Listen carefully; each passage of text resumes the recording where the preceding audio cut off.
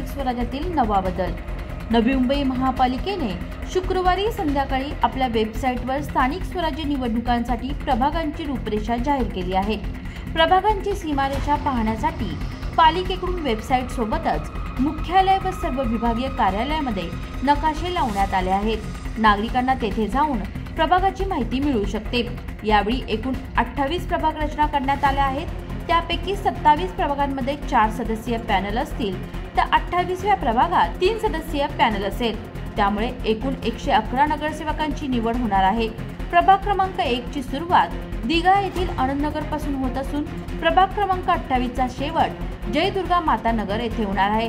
पालिकेकडून नागरिकांना 4 सप्टेंबर पर्यंत या रूपरेषेविषयी आपले आक्षेप नोंदवण्याचे आवाहन करण्यात आले आहे।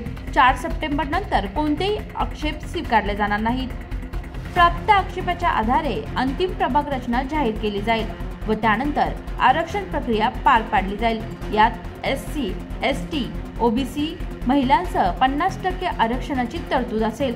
प्रभाग रचना जाहीर झाल्याने नागरिकांमध्ये आता स्थानिक स्वराज्य निवडणुका लवकर होतील अशी अपेक्षा आहे। 2021-22 मध्ये अशीच प्रभाग रचना जाहीर झाली होती, मात्र निवडणुका झाल्या नव्हत्या। त्यावेळी प्रत्येक प्रभागात 3 सदस्य होते, पण यावेळी 4 सदस्य असतील। राज्य शासनाने नवी मुंबई महापालिकेत समाविष्ट केलेले 14 गावेही प्रभाग रचनेत समाविष्ट करण्यात आली आहेत। ही सर्व गावे प्रभाग क्रमांक 14 मध्ये येतात। कल्याण ग्रामीणचा भाग असलेल्या या गावांसोबत पावणेगाव, श्रमिक नगर, अडवली भुतवली, तुर्भे स्टोर, गणपतीपाडा व वरळीपाडा या भागांचाही समावेश करण्यात आला आहे। या प्रभागामुळे पुढील काळात राजकीय वाद वाढण्याची शक्यता वर्तवली जात आहे। आवाज स्टुडिओसाठी प्रिया जोडांचा रिपोर्ट, नवी मुंबई।